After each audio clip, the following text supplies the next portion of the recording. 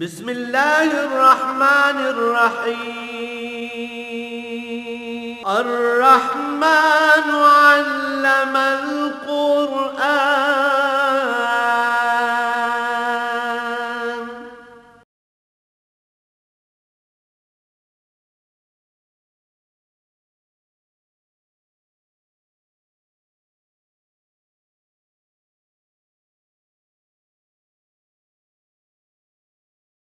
الحمد للہ رب العالمین والصلاة والسلام علی حبیبہ محمد وآلہ وصحبہ اجمعین۔ اعوذ باللہ من الشیطان الرجیم، بسم اللہ الرحمن الرحیم۔ فمن یرد اللہ ان یہدیہ یشرح صدرہ للاسلام ومن یرد ان یضلہ یجعل صدرہ ضیقا حرجا کانما یصعد فی السماء کذالک یجعل اللہ الرجس علی الذین لا یؤمنون وھذا صراط ربک مستقیما قد فصلنا الآیات لقوم یذکرون۔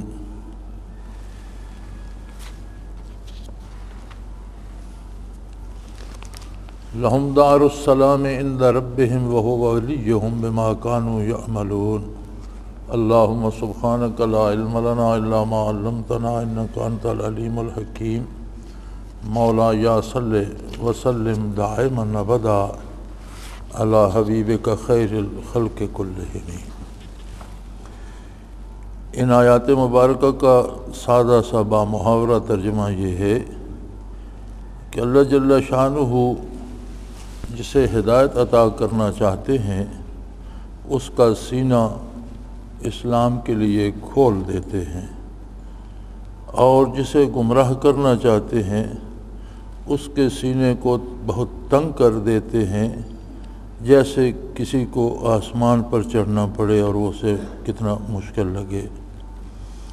اس طرح اللہ کریم ایمان نہ لانے والوں پر پھٹکار ڈالتے ہیں، اور یہی تیرے رب کا سیدھا راستہ ہے، اور ہم نے آیات اور نشانیاں اور دلائل نصیحت حاصل کرنے والوں کے لیے کھول کر بیان کر دیے ہیں۔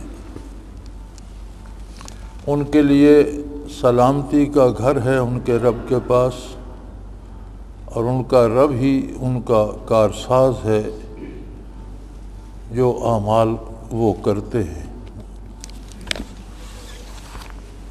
اللہم سبحانک لا علم لنا الا ما علمتنا انک انت العلیم الحکیم۔ مولا یا صلی وسلم دائما ابدا علی حبیبک خیر الخلق کلہم۔ اللہ جنہیں ہدایت دینا چاہتا ہے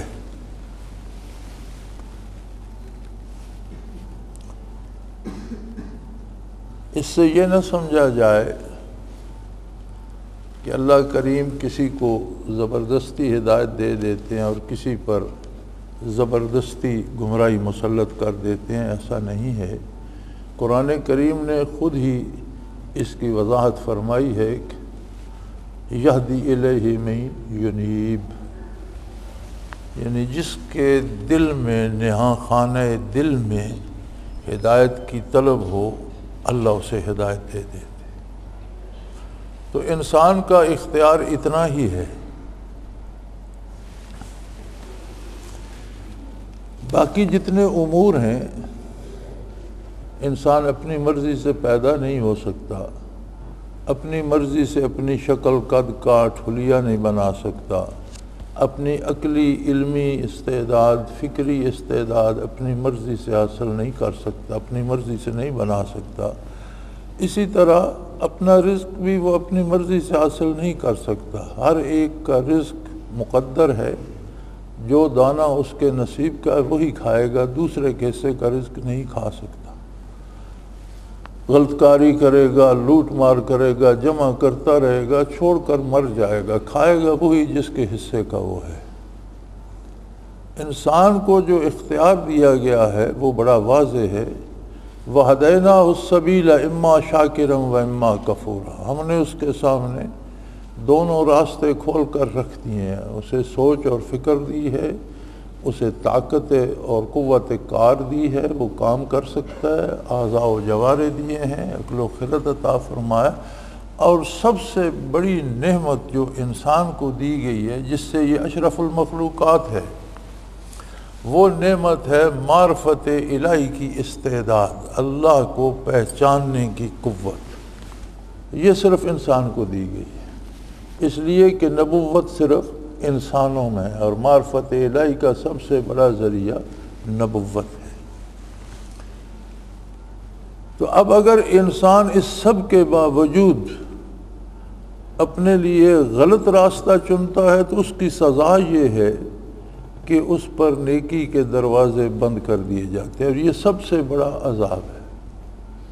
کسی کا ہلاک ہو جانا، کسی کا بیمار ہو جانا، کسی کا تباہ ہو جانا، یہ کم تر عذاب ہے۔ بڑا عذاب یہ ہے کہ اس پر ہدایت کے دروازے بند ہو جائیں۔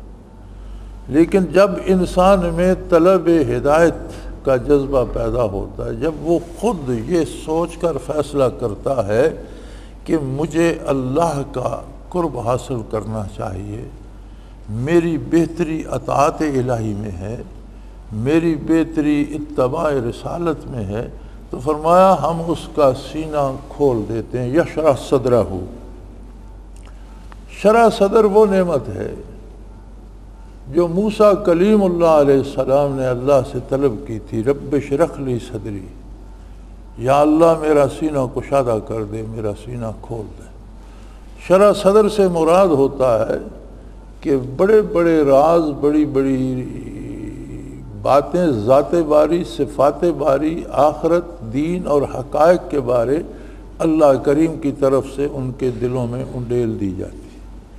نیکی کو ان کا دل قبول کرنے لگ جاتا ہے، جہاں کوئی نیک بات ہوتی ہے وہ انہیں پسند آ جاتی ہے، برائی کی بات ہوتی ہے تو ان کا دل اسے رد کر دیتا ہے، جھٹک دیتا ہے۔ معارف القرآن میں مفتی محمد شفیع رحمۃ اللہ تعالی علیہ لکھتے ہیں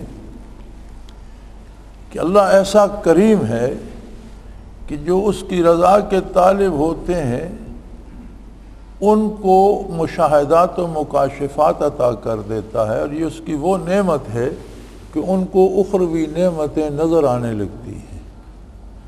اس پر کوئی دنیا کی مصیبت یا بیماری یا تکلیف بھی آئے تو جب ان کے سامنے آخرت کی نعمتیں ہوتی ہیں تو وہ تکلیف انہیں ان کے مقابلے میں بہت کمزور نظر آتی ہے، اس سے انہیں دکھ نہیں ہوتا بلکہ ان کی ترقی درجات ہوتی ہے۔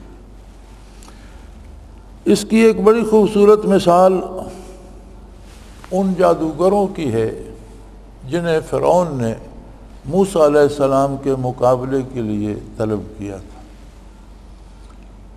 اور میدان مقابلہ میں اترنے سے پہلے انہوں نے فرعون سے بات کی، ان لنا لاجرا ان کنا نحن الغالبین۔ انہوں نے کہا بادشاہ بات یہ ہے کہ ایک ایسی ہستی جس نے تیرے جیسے مطلق العنان حکمران کو عاجز کر دیا ہے، مجبور کر دیا ہے، پریشان کر دیا ہے، ایک بہت بڑی طاقت ہے، نہ اس کے پاس فوج ہے، نہ اس کے پاس دولت ہے، نہ اس کے پاس عوام ہے، اکیلا اللہ کا بندہ اور ایک بھائی اس کے ساتھ ہے، اور اس نے اتنی بڑی سلطنت کے مالک کو جو خدائی کا دعوے دار بنا بیٹھا ہے پریشان کر دیا، اب تو ہمیں کہتا ہے اس کا مقابلہ کرو۔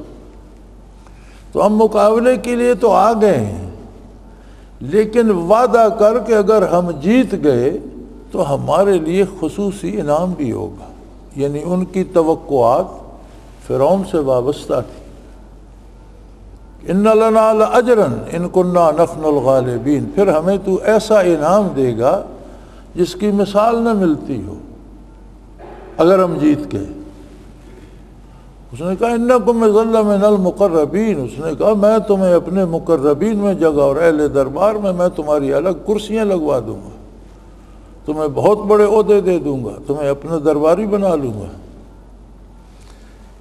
لیکن جب انہوں نے جادو کیا اور سحروا اعین الناس، قرآن کہتے ہیں انہوں نے لوگوں کی نگاہوں پر جادو کیا، اور وہ جو بڑی بڑی لکڑیاں شاہتیر اور بڑے بڑے رسے پڑے تھے، یخیل الیہم کانہا تسعی، وہ لوگوں کو ایسے نظر آتے تھے جیسے اژدہا ہوں اور بھاگ رہے۔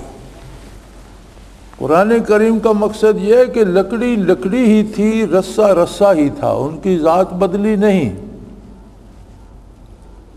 لیکن دیکھنے والوں کو لکڑیاں بھی اور رسے بھی بڑے بڑے اژدہا اور دوڑتے بھاگتے نظر آ رہے تھے۔ اب ان سے میدان بھر گیا تھا۔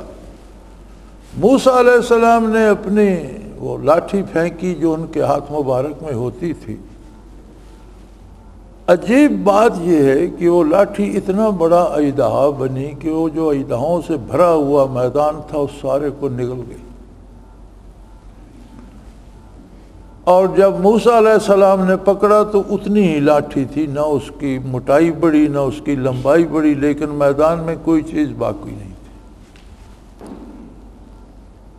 مفسرین کرام فرماتے ہیں کہ جادوگر یہ بات جانتے تھے کہ اگر جادو کر کے کوئی چیز دکھائی جائے اور دوسرا اس جادو کو باطل کرے، دوسرا جادوگر، تو وہ چیز پہلی حالت پہ آ جاتی ہے۔ ہم نے لکڑیوں کے اور رسوں کے ایسا جادو کیا کہ لوگوں کو اژدہا نظر آتے تھے، اگر موسیٰ علیہ السلام بھی جادوگر ہوتے تو وہ واپس لکڑیاں اور رسے نظر آنے لگ جاتے، ہمارا جادو اتر جاتا۔ لیکن یہاں تو سرے سے کوئی چیز ہی نہیں بچی اور وہ سارے فنا ہو گئے، اور پھر ان کی لاٹھی ویسی۔ یہ جادوگر نہیں، یہ اللہ کا نبی اور رسول ہے، یہ جادو سے نہیں ہو سکتا، یہ اللہ نے ایسا کر دیا۔ وہ ایمان لے آئے اور بارگاہ الہی میں سربسجود ہو گئے۔ مفسرین کرام لکھتے ہیں اپنی تفاسیر میں کہ جب انہوں نے زمین پہ سر رکھا تو اللہ نے آخرت ان کے لیے منکشف فرمایا۔ انہوں نے جنت و دوزخ کو دیکھا، اہل نار کی حالت دیکھی، اہل جنت کے مقامات دیکھے، جنت میں ان کو اپنے مقامات نظر آئے۔ اور جب انہوں نے سر اٹھایا تو فرعون کہنے لگا یہ تمہاری ملی بھگت ہے، یہ بھی تمہارا جادوگر بھائی ہے اور شاید تم اس کے شاگرد لگتے ہو مجھے، لہذا تم نے اس کا لحاظ کیا اور مجھے ہرا دیا، تو دیکھو میں تمہارا کیا حشر کرتا ہوں، تمہاری ایک طرف کی ٹانگ کاٹوں گا، دوسرے طرف کا بازو کاٹ دوں گا اور تمہیں سولی پہ لٹکا دوں گا۔ تو انہوں نے کہا لا دیر، کوئی عرض نہیں، فقض ما انت قاض، جو کچھ تجھ سے ہو سکتا ہے کر لے، اس کے علاوہ بھی کوئی تکلیف دے سکتا ہے تو دے، کیوں؟ انا الی ربنا لمنقلبون، ہم تو واپس اپنے رب کی طرف جا رہے ہیں، جو کچھ ہمیں وہاں نظر آ رہا ہے، جتنی تکلیف تو ہمیں دے گا اتنے درجات وہاں بلند ہوتے جائیں گے، لہذا یہ بازو کا کٹ جانا، ٹانگ کا کٹ جانا یا سولی پہ جھول جانا، اس کی تکلیف اس اجر کے مقابلے کوئی حیثیت نہیں رکھتی جو اللہ نے ہمیں دکھا دیا، ہماری آنکھوں کے سامنے جنت ہے۔ یعنی دیکھیں صبح کے وقت ساری امیدیں ان کی فرعون سے وابستہ تھی، اور غروب ہونے سے پہلے اسی سورج نے دیکھا کہ دو عالم کو ٹھکرا کر وہ اللہ کی رضا پہ فدا ہو رہے تھے۔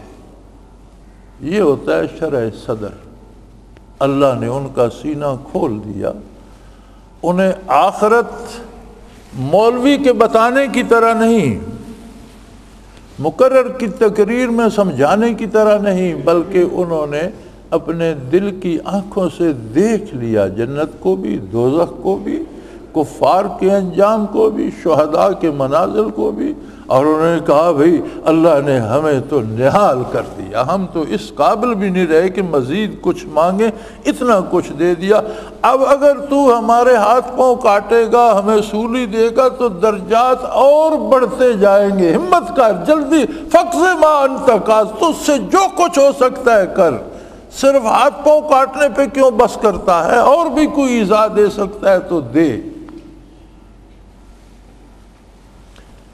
تو فرمایا جس کے دل میں سچی طلب پیدا ہو۔ بڑی عجیب بات ہے، ہمارے پاس بڑا خوبصورت بہانہ ہے، ہم کہتے ہیں جی ہم سے شیطان نے یہ کرا دیا، اللہ کریم نے جب شیطان مردود ہوا اور اس نے یہ دعویٰ کیا کہ آدم کو سجدہ نہ کرنے کے جرم میں راندہ درگاہ ہو گیا، مجھے مہلت دے دے، اس کی اولاد میری پوجا کرے گی اور تیری عبادت نہیں کرے گی۔ تو اللہ کریم نے فرمایا جا، تجھے مہلت بھی دیتا ہوں، تو زور بھی لگا لے، لیکن یاد رکھ ان عبادی لیس لک علیہم سلطان، جو میرے بندے ہوں گے تو ان کا کچھ نہیں بگاڑ سکتا، تیرا ان پر بس نہیں چلے گا۔ خود شیطان بھی قرآن کریم میں اعتراف کرتا ہے کہ میں بڑی دنیا کو رسوا کرتا ہوں، لیکن جو اللہ کے بندے ہیں ان پر میرا بس نہیں چلتا۔ ایک واقعہ میں نے پڑھا تھا، سردیاں تھیں، علاقہ برفانی تھا، سخت سردی تھی، ایک بزرگ روزانہ تہجد جا کر مسجد میں ادا کرتے، برف پوش گلیوں سے گزر کر تازہ وضو کر کے تہجد کرتے، ذکر اذکار کرتے، پھر فجر پڑھتے۔ شیطان نے انہیں پریشان کرنے کے لیے راستے میں غلاظت پھینک دی، پاؤں بھر گئے یا کپڑے ناپاک ہو گئے، انہوں نے جا کر پاؤں بھی دھوئے، کپڑا بھی دھو کر پہن لیا، زیادہ محنت کی، اپنے معمولات نہ چھوڑے۔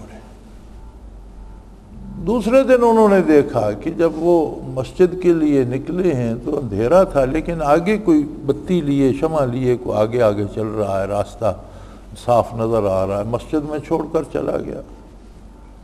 اگلے دن پھر نکلے تو کوئی بتی لے کر آ گیا۔ انہوں نے فرمایا تو کون ہے بھائی؟ تو آدھی رات کو آ جاتا ہے اور اس سردی اور اس برف باری میں تو میرے لیے روشنی لے کر آتا ہے۔ تو اس نے کہا حضرت ابلیس ہوں۔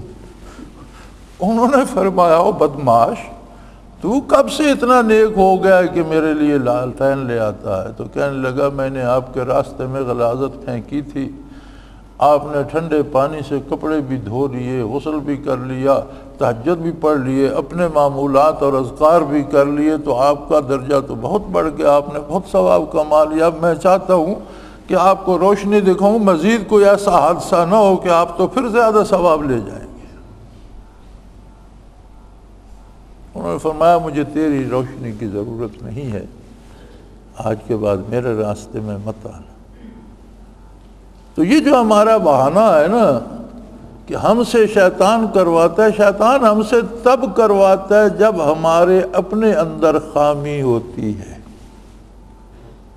اگر ہمارا دل یہ طے کر لے کہ مجھے اللہ کی نافرمانی نہیں کرنی، تو کوئی شیطان نہ انسانوں سے ہمیں گمراہ کر سکتا ہے نہ جنوں سے، کیونکہ حفاظت الہیہ نصیب ہو جاتی ہے۔ اور جب یہ فیصلہ انسان سوچ سمجھ کر کرتا، ہم پر تو اللہ کا ایک احسان ہے کہ ہم ایک حادثے میں مسلمان ہو گئے، اللہ کا شکر ہے ہم مسلمانوں کے گھر پیدا ہوئے، پہلی آواز ہمارے کان میں اذان کی آئی، توحید اور رسالت کی گواہی کی آئی، اور مسلمان ماں باپ والدین نے ہمیں مسلمانوں کی طرح پالا، ہم مسلمان ہو گئے۔ ہم نے کبھی سنجیدگی سے یہ سوچا تو نہیں کہ ہم کیوں مسلمان ہیں، اور جو نہیں مسلمان وہ اپنا کیا نقصان کر۔ اگر ہم مسلمان ہیں تو ہمارا اسلام کیسا ہے، ہمارا عمل اور ہمارا عقیدہ، ہماری فکر اور ہمارا کردار کتنا اسلام کے مطابق ہے۔ ایک آدمی فوج میں بھرتی ہو جاتا ہے تو وہ جوتوں کے تسمے سے لے کر اپنی ٹوپی اور اس پر لگے ہوئے نشان تک کو جانچ کر باہر نکلتا ہے کہ میں ٹھیک فوجی نظر آتا ہوں، میری یونٹ کا، میرے بریگیڈ کا، میرے ڈویژن کا سائن میرے بازو پہ لگا ہوا ہے، میرا رینک لگا ہوا ہے، میری ٹوپی ٹھیک ہے، میری وردی ٹھیک ہے، میرے جوتے صاف ہیں، پالش ہیں، تسمہ ٹھیک بندھا ہوا ہے، یہ سارا دیکھتا ہے۔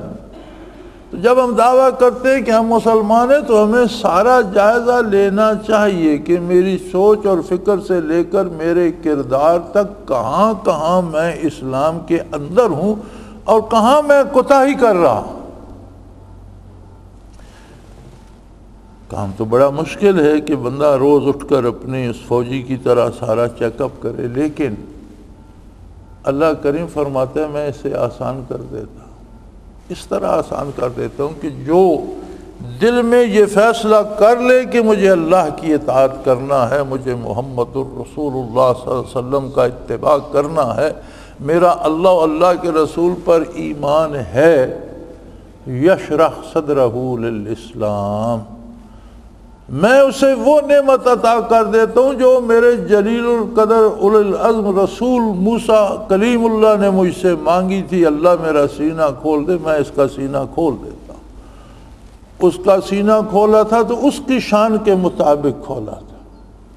صحابی کو شرح صدر نصیب ہوتا ہے اپنی شان کے مطابق، ولی کو نصیب ہوتا ہے اس کی اپنی شان کے مطابق، لیکن نصیب سب کو اپنی اپنی جگہ ہوتا ہے۔ اور شرح صدر سے مراد یہ ہے کہ حقائق اخرویہ پر اسے یقین کامل ہو جاتا، اور جسے آخرت پر یقین کامل ہو وہ کسی کا خون ناحق کر سکتا ہے، وہ کسی کا مال لوٹ سکتا ہے، وہ کسی کی آبرو لوٹ سکتا ہے۔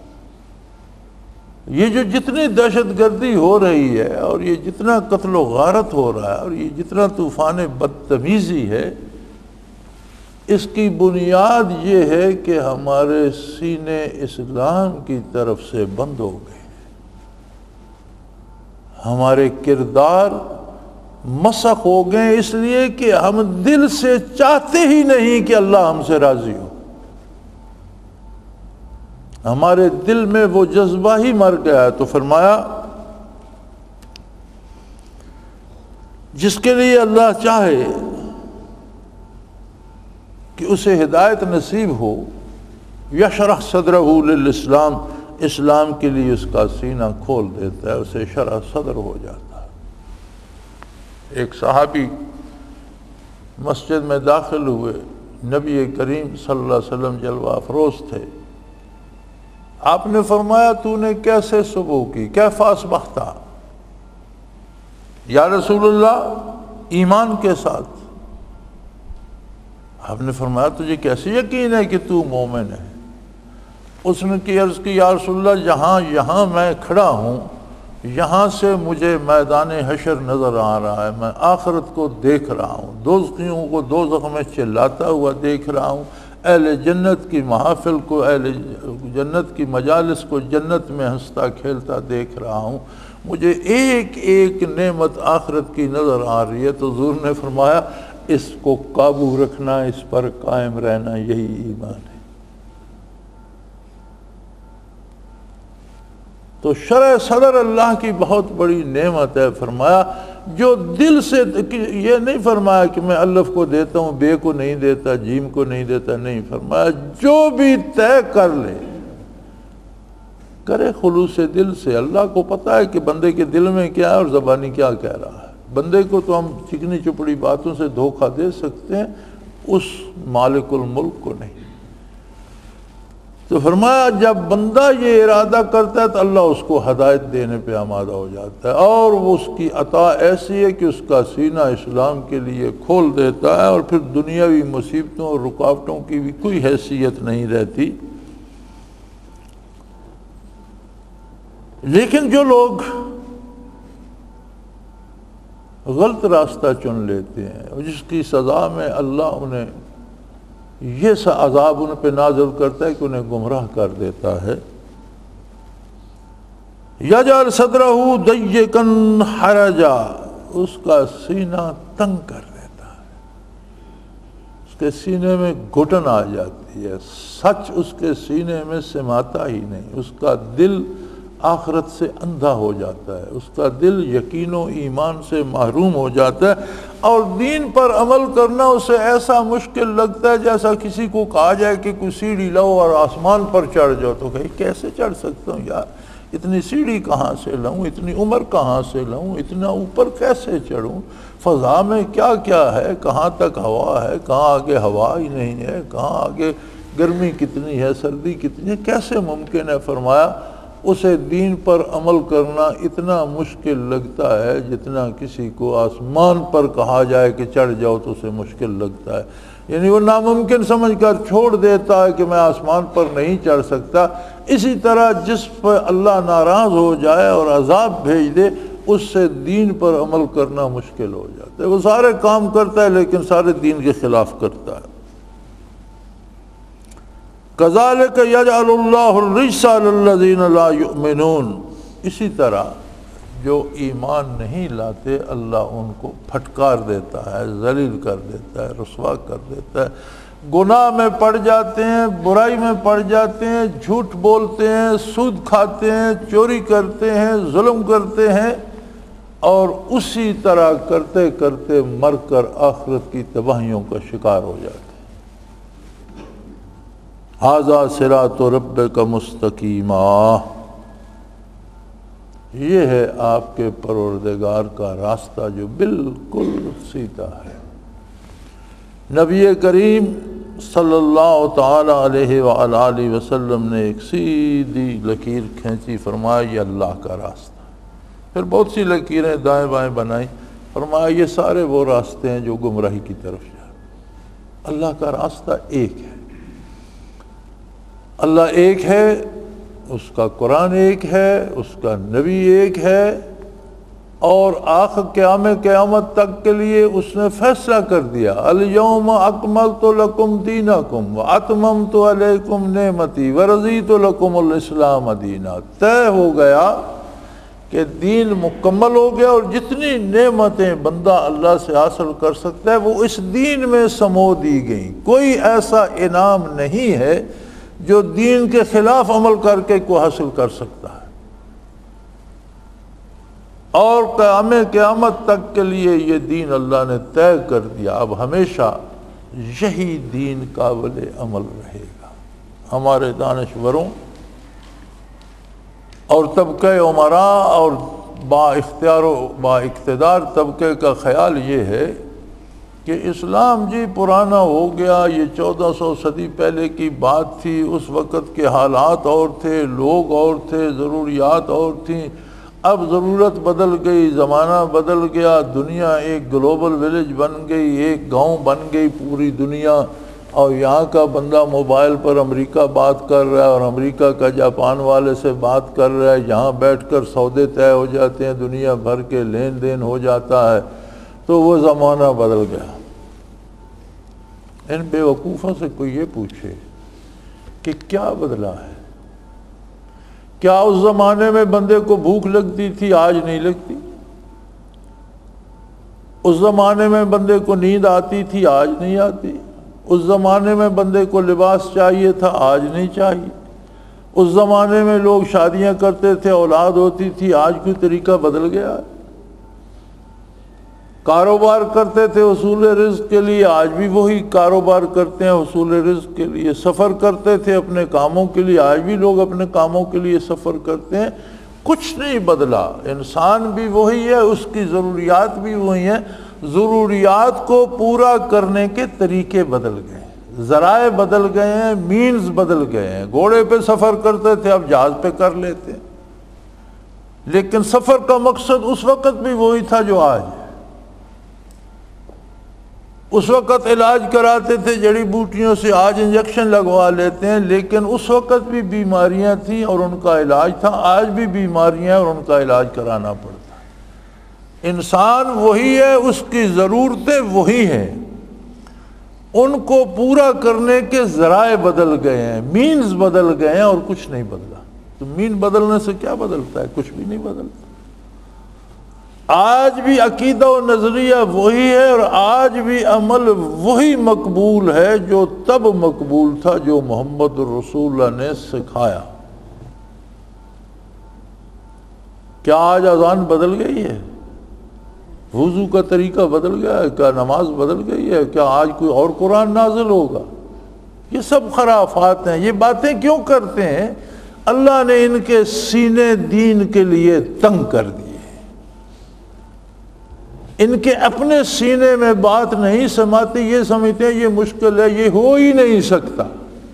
یہ بات تو قرآن پہلے بتا رہا ہے کہ جب سینے سکیڑ دیتا ہوں میں، تو پھر یہ کہتے ہیں اسلام پر عمل مشکل ہے، اور انہیں اتنا مشکل لگتا ہے جتنا کسی کو کہا جائے کہ آسمان پر چڑھ کر دکھا۔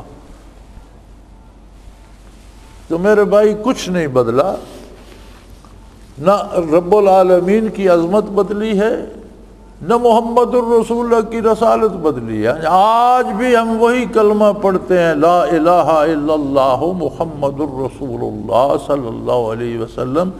کیا معنی ہے؟ آج بھی ہم پڑھتے ہیں حضرت محمد صلی اللہ علیہ وسلم اللہ کے رسول ہیں۔ آج یہ تو نہیں پڑھتے کہ اللہ کے رسول تھے۔ آج کا کلمہ یہ نہیں ہے کہ کبھی رسول تھے، نہیں، آج بھی کلمہ وہی ہے کہ حضرت محمد صلی اللہ علیہ وسلم اللہ کے رسول ہیں۔ تو آج بھی رسول ہیں، آج بھی حکم انہی کا ہے، آج بھی طریقہ انہی کا ہے، آج بھی نیکی وہی ہے جسے وہ نیکی فرماتے ہیں۔ جو ان کے حکم کے خلاف ہے وہ نیکی نہیں ہو سکتی۔ آج بھی دین وہی ہے جو حضور نے سکھایا، اور یہ قیامت تک یہی رہے گا۔ اور جو کہتے ہیں اسلام پر عمل ہو نہیں سکتا، فرمایا میں نے ان کے سینے تنگ کر دیے ہیں، یہ باعث عبرت ہے، انہیں دیکھ کر توبہ کرو، انہیں دیکھ کر عبرت حاصل کرو کہ اللہ اس عذاب سے پناہ میں رکھے، یہ عذاب نہ کر دے۔ کیوں؟ فرمایا اس عذاب کا انجام یہ ہے، کذالک یجعل اللہ الرجس علی الذین لا یؤمنون، ان ایمان نہ لانے والوں پر بہت بڑی پھٹکار پڑے گی، ان کو بہت ذلیل ہونا پڑے گا، ان کو بہت بڑی سزائیں اور شدید عذاب ملیں گے، اور تیرے رب کا راستہ بڑا سیدھا ہے۔ یاد رکھیں، دو نقطوں کو کئی خطوط سے ملایا جا سکتا ہے، لیکن سب سے چھوٹا خط وہ ہوگا جو خط مستقیم ہوگا، جس میں کوئی ایج پہ دونوں کے درمیان جو سیدھا خط ہوگا وہ سب سے چھوٹا ہوگا۔ ہر کام کے کرنے کا ایک سلیقہ ہوتا ہے، اور سب سے آسان طریقہ وہ ہوتا ہے جو صحیح ہوتا ہے۔ اسلام نے ہر کام کو کرنے کا طریقہ بتایا، روزی کمانے کا طریقہ بتایا، خرچ کرنے کا طریقہ بتایا، لباس پہننے کا سلیقہ بتایا، کھانے پینے کا سلیقہ بتایا، شادی کرنے کا طریقہ بتایا، اولاد کو پالنے کا طریقہ بتایا، والدین کی خدمت کا طریقہ بتایا۔ بتاؤ کس شریعت کے کام میں مشکل ہے یا مصیبت ہے؟ ہر اس کام میں مصیبت ہے جو خلاف شریعت کیا جائے۔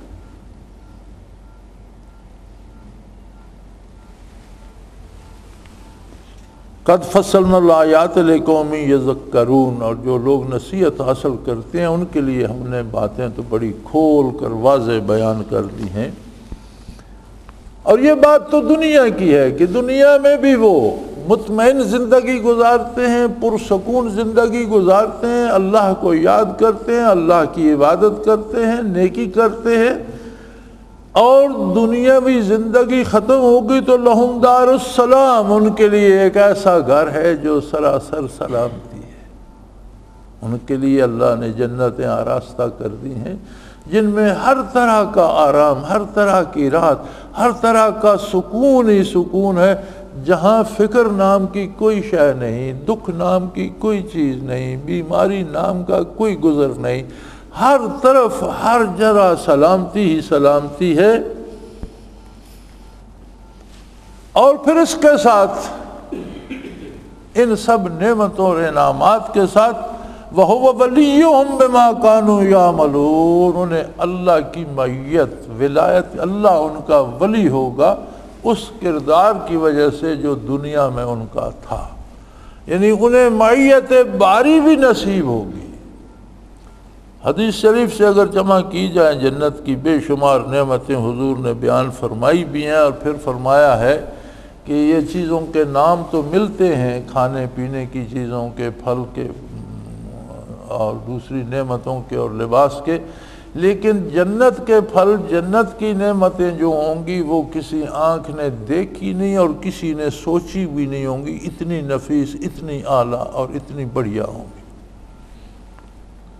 اس سب کے باوجود فرمایا انہیں میرا ساتھ بھی نصیب ہوگا، یعنی صرف وہ نعمتیں ہی نہیں ہوں گی بلکہ میری معیت انہیں نصیب ہوگی، انہیں دیدار باری ہوگا اپنی اپنی حیثیت کے مطابق، کسی کو ہر لمحے، کسی کو روزانہ، کسی کو ہفتے میں ایک بار، کسی کو مہینے میں ایک بار، کسی کو سال میں ایک بار، لیکن ان کے ساتھ اللہ کا ساتھ ہوگا، جمال باری کو بھی دیکھیں گے۔ سبحان اللہ و بحمدہ ہی، اللہ کریم نے بڑی وضاحت سے اور بڑے آسان لفظوں میں کتنی خوبصورت باتیں کر دی۔ اب اگر کوئی ان سب باتوں کے باوجود دین کو نہیں اپناتا، دین پر عمل نہیں کرتا، تو پھر یہی کہا جا سکتا ہے کہ اس بیچارے کا سینہ اللہ نے تنگ کر دیا، اس کی گناہوں کی وجہ سے اس پر عذاب نازل ہو گیا ہے، ورنہ اتنی عظیم نعمتوں کو چھوڑ کر کون بدبخت دنیا کے چند ٹکوں کے لیے اپنی عاقبت خراب کرتا ہے۔ اللہ کریم ہمیں دین کو سمجھنے کی توفیق عطا فرمائے اور دین پر عمل کی توفیق عطا فرمائے، ہمارے گناہوں سے درگزر فرمائے، دنیا و آخرت کی رسوائی سے پناہ عطا فرمائے۔ وآخر دعوانا ان الحمدللہ رب العالمین۔ اللہ اللہ اللہ اللہ اللہ اللہ اللہ اللہ۔ حضرت امیر محمد اکرم آوان مد ظلہ العالی دارالعرفان منارہ ضلع چکوال میں سالہ سال سے قرآن و حدیث کے اوپر خطابات کر رہے ہیں اور سلسلہ نقشبندیہ اویسیہ کے مطابق لوگوں کو ذکر الہی کی تربیت دے رہے ہیں۔ وہ قرآن پاک کی تفسیر ترتیب وار بیان کر رہے ہیں۔ تفسیر قرآن کو وہ موجودہ ملکی اور بین الاقوامی حالات کے مطابق بیان کرتے ہیں۔ موٹر وے سے کلر کہار کے انٹرچینج سے نکلتے ہوئے، کلر کہار کی جھیل سے ہوتے ہوئے، میانی، بوچھال اور نورپور سے گزرتے ہوئے دارالعرفان منارہ پہنچ سکتے ہیں۔